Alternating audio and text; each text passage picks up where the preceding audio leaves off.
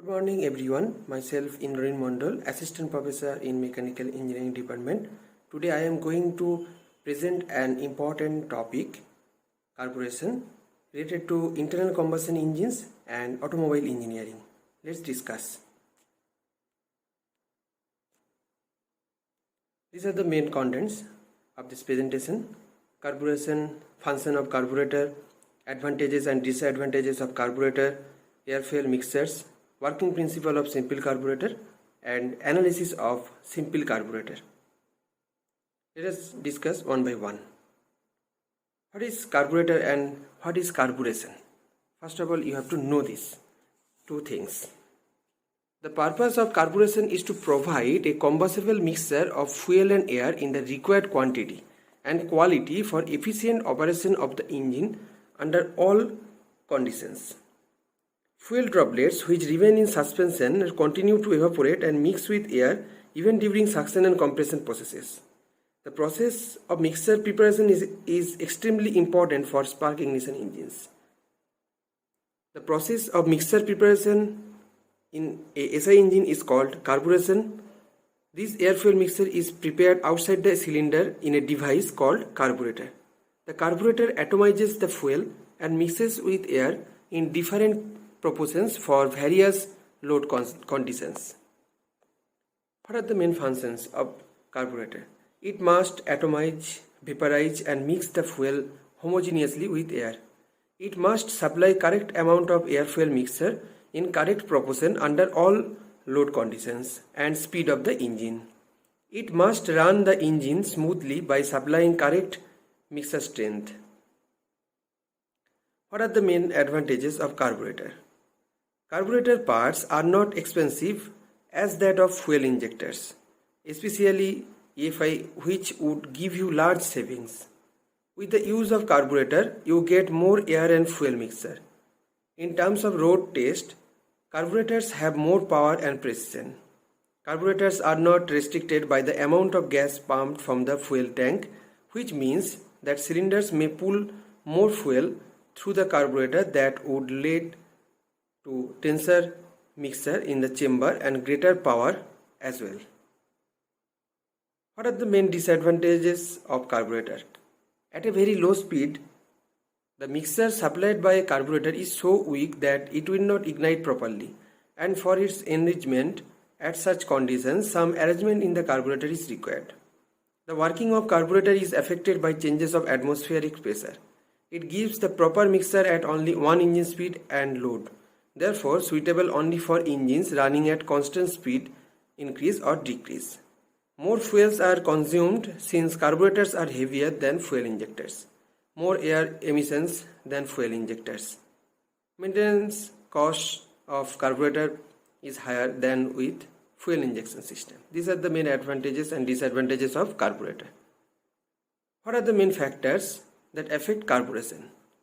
There are various factors that affect carburation are the engine speed, the vaporization characteristics of the fuel, the temperature of the incoming air, and the design of the carburetor. Let us discuss one by one how these factors affect carburation.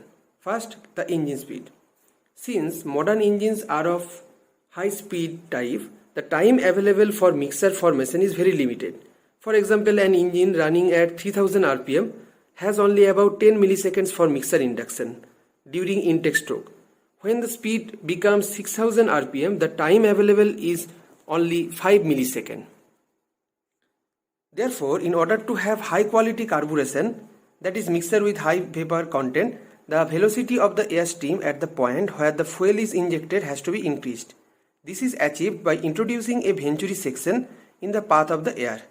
The fuel is discharged from the main metering jet at the minimum cross section of the venturi, that is called as throat. Other factors which ensure higher quality carburation within a short period are the presence of highly volatile hydrocarbons in the fuel. Therefore, suitable evaporation characteristics of the fuel indicated by its distillation curve are necessary for efficient carburation, especially at high engine speeds. Next, one of important factor, the temperature of the incoming air. The temperature and pressure of surrounding air has a large influence on efficient carburation. Higher atmospheric air temperature increases the vaporization of fuel and produces a more homogeneous mixture. An increase in atmospheric temperature, however, leads to a decrease in power output of the engine when the air-fuel ratio is constant due to reduced mass flow into the cylinder, or in other words, reduced volumetric efficiency. The design of the carburetor, the intake system and the combustion chamber have considerable influence on uniform distribution of mixture to the various cylinders of the engine. Proper design of carburetor elements alone ensures the supply of desired composition of the mixture under different operating conditions of the engine. These are the main factors that affect carburation. Next, air-fuel mixers. An engine is generally operated at different loads and speeds. For this, proper air-fuel mixers should be supplied to the engine cylinder. Fuel and air are mixed to form three different types of mixers. First, chemically correct or stoichiometric mixer, rich mixer and lean mixer. Chemically correct or stoichiometric mixer is one in which there is just enough air for complete combustion of the fuel. For example, to burn 1 kg of octane completely, 15:0.12 kg of air is required. Hence, chemically correct air-fuel ratio for octane is 15.12:1, usually approximate to 15:1. This chemically correct mixture will vary only slightly in numerical value between different hydrocarbon fuels. It is always computed from the chemical equation for complete combustion for a particular fuel. Complete combustion means all carbon in the fuel is converted to CO2 and all hydrogen to H2O. Rich mixer. A mixture which contains less air than the stoichiometric requirement is called a rich mixer. For example, air-fuel ratio of 12:1, 10:1, etc.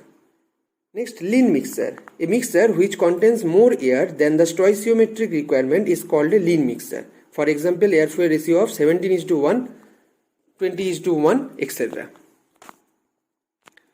This is a schematic diagram of useful air-fuel mixer range of gasoline. It is a homogeneous mixture only within which combustion is in an SI engine will occur. Outside this range, the ratio is either too rich or too lean to sustain flame propagation. This range of useful air-fuel ratio runs from approximately 9:1 to 19:1 as indicated in this figure. This is about the useful air-fuel mixture range of gasoline. Next, mixture requirements of spark ignition engine.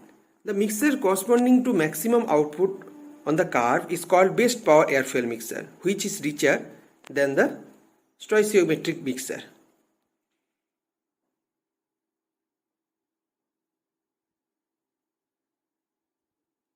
The mixture corresponding to maximum brake specific fuel consumption on the curve is called best economy mixture, which is leaner than the stoichiometric mixture. The actual air-fuel ratio requirement for an automotive carburetor falls in three ranges: idling range, that is rich; cruising range, lean; and high power, rich. This is a schematic diagram of variation of power output and brake specific fuel consumption with air-fuel ratio for an SI engine. The air-fuel ratio at which an engine operates has a considerable influence on its performance. Consider an engine operating at full throttle and constant speed with varying air-fuel ratio. Under these conditions, the air-fuel ratio will affect both the power output and the brake specific fuel consumption as indicated by this curve. The mixture corresponding to the maximum output on the curve is called the best power mixture with an air-fuel ratio of approximately 12:1. The mixture corresponding to the minimum point on the brake specific fuel consumption curve is called the best economy mixture.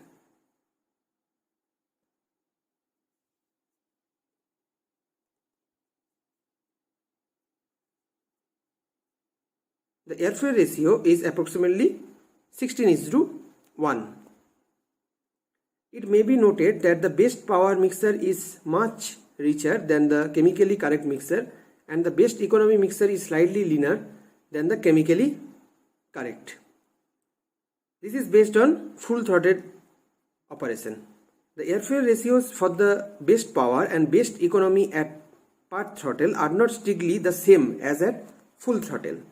If the air-fuel ratios for best power and best economy are constant over the full range of throttle operation, and if the influence of other factors is disregarded, the ideal fuel metering device would be merely a two-position carburetor.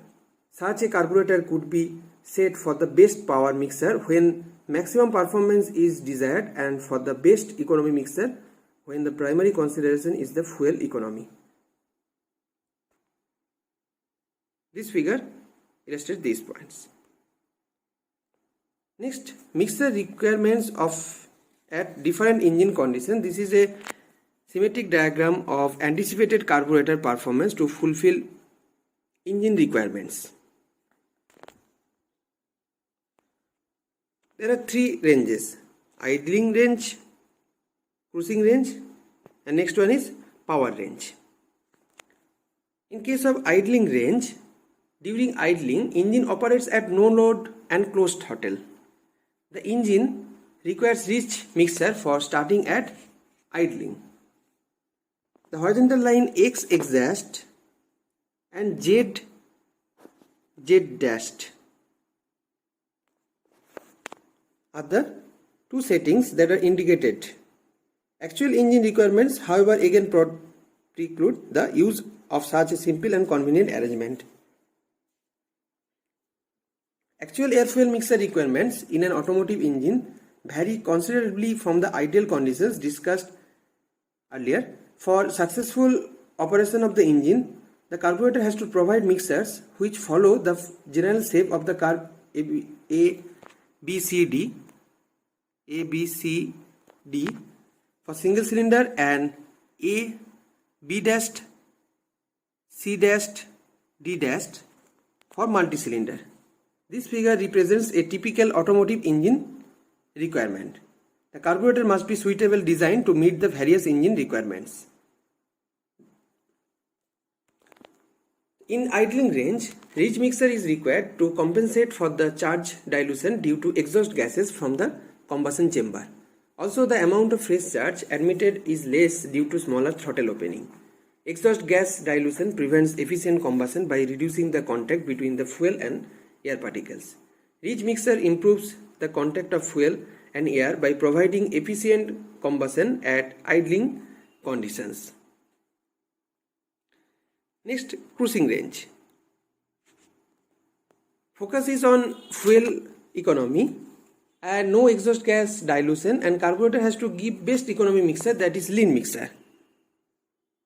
In the cruising range from B to C, the exhaust gas dilution problem is relatively insignificant. The primary interest lies in obtaining the mixer maximum fuel economy. Consequently, in this range, it is desirable that the carburetor provides the engine with the best economy mixer. Next, power range C to D. To provide best power, since high power is desired, it is logical to transfer the economy settings of the cruising range to that mixer will produce the maximum power, or a setting in the vicinity of the best power mixer, usually in the range of 12:1. To prevent overheating of the exhaust valve and the area near it, at high power, the increased mass of gas at higher temperatures passing through the cylinder results in the necessity of transferring greater quantities of heat away from critical areas such as those around the exhaust valve. Enriching the mixer reduces the flame temperature and the cylinder temperature. This reduces the cooling problem and also reduces the tendency to damage exhaust valves at high power. In the cruising range, the mass of charge is smaller and the tendency to burn the exhaust valve is not as high. In an automobile engine, indication of knocking is available in the form of an audible sound, and the operator can make the engine operating conditions less stringent by releasing the throttle or by shifting to a lower gear. Furthermore, automobile engines generally operate well below full power, and a complicated and expensive system for enrichment for this purpose is not economically feasible. Although some means of reaching at high power is usually incorporated. For aircraft engine installations, the complication and expense is justified because of the necessity to increase power during takeoff.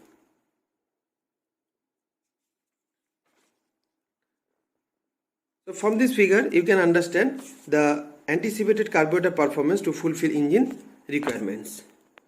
These are the ranges that I have told earlier: idling range, cruising range, and high power range.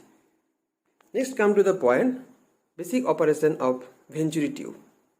The geometry of Venturi tube is shown in this figure. It has a narrow path at the center so that the flow area through which the air must pass is considerably reduced. As the same amount of air must pass through every point in the tube, its velocity will be greatest at the narrowest point. The smaller the area, the greater will be the velocity of the air, and thereby the suction is proportionally increased. This is the basic operation of the Venturi tube. This is the schematic diagram of simple carburetor. What are the main components of this simple carburetor? Choke valve, fuel discharge nozzle, Venturi, throttle valve, idling adjustment, fuel metering orifice, float chamber, float pivot, fuel supply valve, fuel strainer, idling air restrictions. What are the main functions of these parts of the simple carburetor? Throttle valve, it controls the mixture of charge supplied to the engine cylinder. The driver opens the throttle valve by pressing the accelerator. Fuel strainer, it is a device that is used to filter the fuel before entering the float chamber. It consists of a fine wire mesh which filters the fuel and removes dust and other suspended particles from it. If these particles not removed, it can cause blockage of the nozzle. Venturi, the Venturi is the gradually decreasing cross-sectional hollow tube. It helps to decrease the air pressure of the chamber, for which fuel comes out from the fuel pipe. Metering system. The metering system controls the flow of fuel into the nozzle. It is responsible to form a correct mixture of air fuel. It consists of two main parts: metering orifice, another is fuel discharge nozzle. When the air passes through Venturi, it generates a low pressure field across the throat. Due to this pressure difference, fuel is discharged into the airstream. The quantity of fuel is controlled by the metering orifice and discharge hole at the exit of the fuel discharge nozzle. Idling system. The idling system consists of passage directly from the float chamber to the Venturi tube. It provides a richer mixture during idling and at low speed. It works during idling or when the throttle is open below 15%. Float chamber. The float chamber serves as a storage tank of fuel for a continuous supply of fuel. It contains a float valve that maintains the level of fuel in the float chamber. When the level of fuel decreases in the float chamber, the float moves downward, which opens the fuel supply valve and allows the flow of fuel into the float chamber. As the fuel level increases, the float moves upward, which closes and stops the fuel supply. Mixing chamber. In the mixing chamber, the mixture of air and fuel occurred and then supplied to the engine cylinder. Idle and transfer port. In addition to the main nozzle in the Venturi portion of the carburetor, two other nozzles or ports deliver fuel to the engine cylinder. Choke valve. It is a valve that controls the mixture of air fuel. The main function of this valve is to control the quantity of the air inside the mixing chamber. The choke valve normally is in semi-open condition, but when we need a rich mixture of air fuel, we operate this valve, and this valve is closed the inlet of the air within the chamber. So we get a rich mixture of the air fuel because the quantity of fuel in the mixture is more because of less air in the chamber.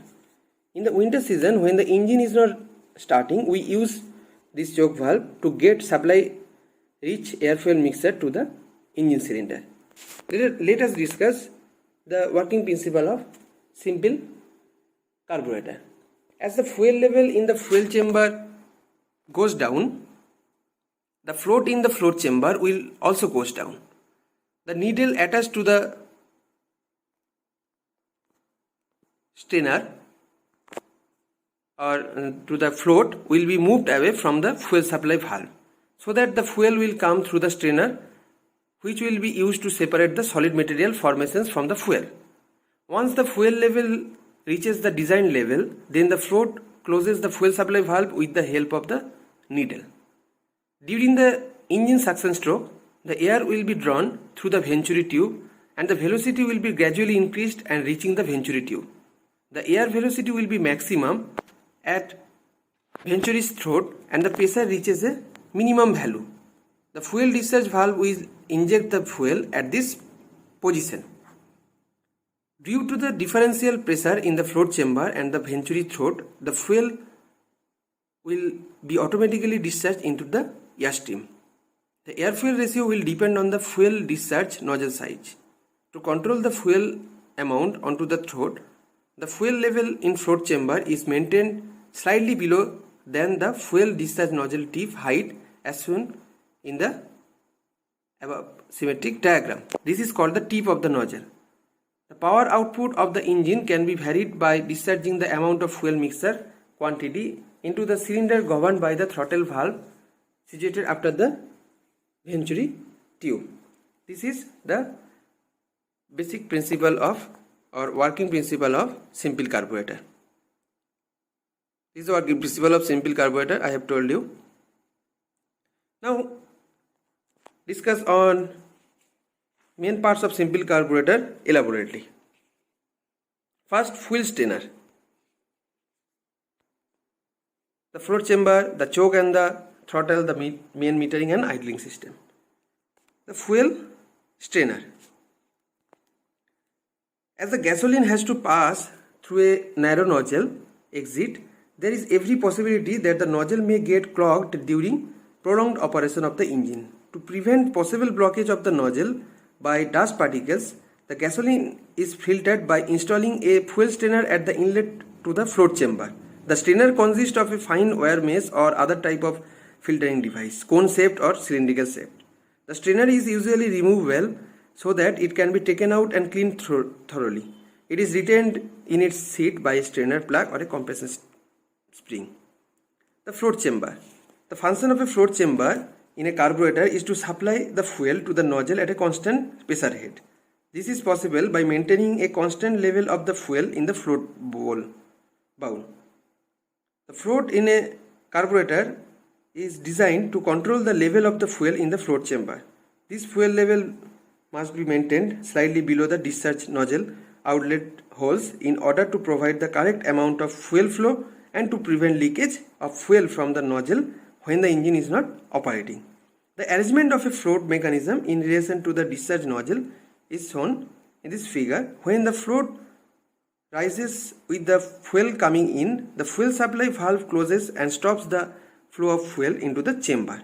At this point, the level of the fuel is correct for proper operation of the carburetor.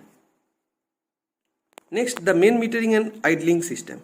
The main metering system of the carburetor controls the fuel feed for cruising and full throttle operations. It consists of three principal units: the fuel metering orifice, through which the fuel is drawn from the float chamber, the main discharge nozzle, and the passage leading to idling system. The three functions of the main metering system are to proportion the fuel air mixture, to decrease the pressure at the discharge nozzle exit, to limit the air flow at full throttle condition.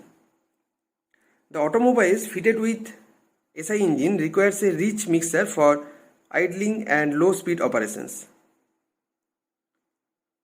From this figure, a carburetor highlighting the main metering and idling system. Usually air-fuel ratio of about 12:1 is required for idling. In order to provide such rich mixture during idling, most of the modern carburetors incorporate special idling system in their construction. These consist of idling fuel passage and idling ports. As shown in this figure, this system gets operational at starting, idling and very low speed running of the vehicle engine, and is non-operational when throttle is opened beyond 15% to 20%. When the throttle is practically closed or marginally open, the very small quantity of air creates very little depression at the throat of the venturi, and that is not enough to suck any fuel from the nozzle. But very low pressure caused on the downstream side of the throttle due to suction stroke of the piston makes the fuel rise in the idling tube, and the same is discharged through the idling discharge port directly into the engine intake manifold. Due to the low pressure through idling air bleed, a small amount of air also is sucked. The idling air bleed mixes air with gasoline drawn from the float chamber and helps it to vaporize and atomize it and pass on through the idle passage. The air bleed also prevents the gasoline in the float chamber getting drained off through the idling passage due to siphon action when the engine is not in operation.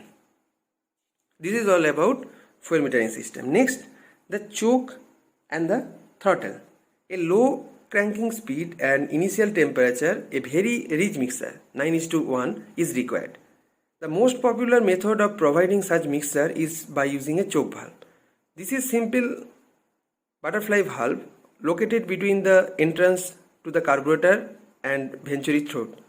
When the choke is partly closed, large pressure drop occurs at the venturi throat, results large amount of fuel from the main nozzle and provides rich mixture.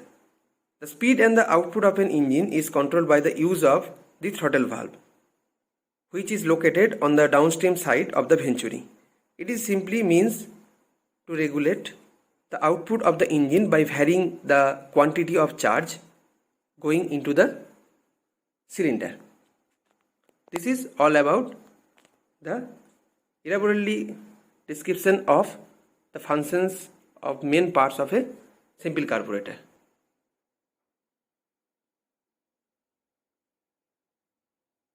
Fuel strainer that I have told earlier. Next, the float chamber also I have told. The main metering and idling system. From this slide you can know the main metering and idling system. I have already told. The choke and the throttle. This slide elaborately describes you about the main functions of choke and the throttle. Next, analysis of simple carburetor. Calculation of air-fuel ratio. I have told you there are section 1.1 and section 2.2 in the simple carburetor. Section 1.1 and section 2.2. From these two sections, you have to consider for calculation of the air-fuel ratio. The basic equations for a Venturi type gas carburetor is given. Applying the steady flow energy to section 1 and 2 for unit mass flow of air, Q minus W equal to H2 minus H1 plus half of C2 square minus C1 square, where Q and W are the heat and work transfer from the throat, and H and C are enthalpy and velocity respectively. For adiabatic flow, Q will be equal to 0, W work transfer will be equal to 0, and the velocity at the entry position C1 will be equal to 0. So putting these conditions in equation 1, you will get the value of C2 root over of 2 H1 minus H2. For air to behave like ideal gas, we have H equal to Cp into T. Hence equation 2 becomes C2 equal to root over of 2 Cp T1 minus T2. Assuming the flow of air from inlet to throat of Venturi as isentropic, we have T2 by T1 equal to P2 by P1 to the power gamma minus 1 by gamma.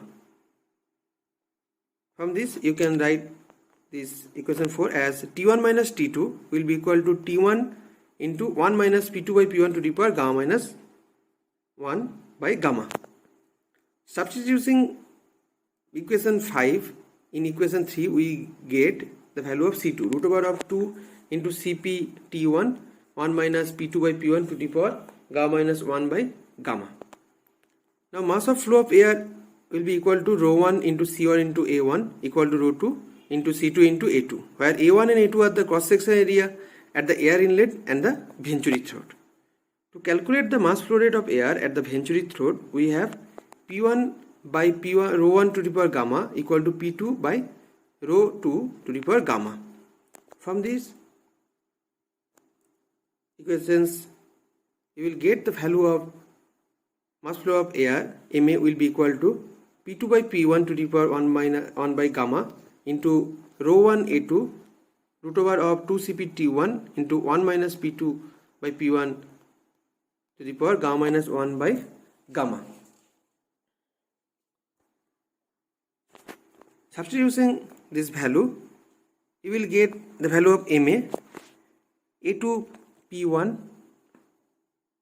by R root over T1 root over of 2 Cp into 1 into P2 by P1 to the power 1 by gamma minus P2 by P1 to the power gamma minus 1 by gamma. For Cp equal to 1.005 kilojoule per gigakelvin and putting the value of gamma equal to 1.4 and universal gas constant R equal to 0.287 kilojoule per gigakelvin, you will get the Ma value equal to 0.1562 into A2 P1 by root over T1 into phi, where phi will be equal to root over of P2 by P1 to the power 1.43 minus P2 by P1 to the power 1.71. Here P is in Newton per meter square and T in Kelvin. Equation 11 gives the theoretical mass flow of air. Actual mass flow can be obtained by multiplying the theoretical mass flow by coefficient of discharge for venturi, that is CDA. So from this you will get M actual value 0.1562 into CDA A2 P1 by root over T1 into phi. Or is M dot actual proportional to P1 by root over T1 into phi. Applying Bernoulli's theorem for fuel flow, we get P1 by rho f minus P2 by rho f equal to Cf square by 2. Cf is the fuel density. Cf will be equal to root over of 2 P1 minus P2 by rho 1. Mass flow rate of fuel Mf will be equal to Af into Cf into rho f. Af is the area of cross section of the nozzle and rho f is the density of the fuel.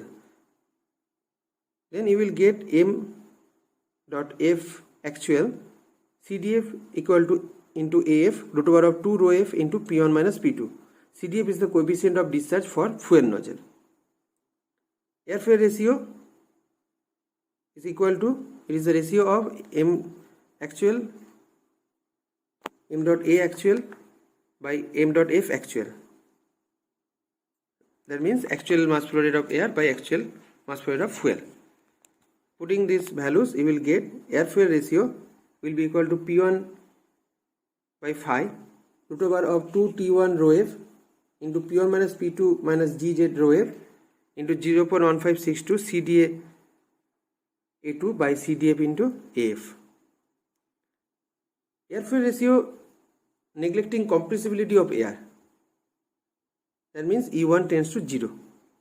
And you will get C2 value equal to P1 by rho A minus P2 by rho A equal to C2 square by 2.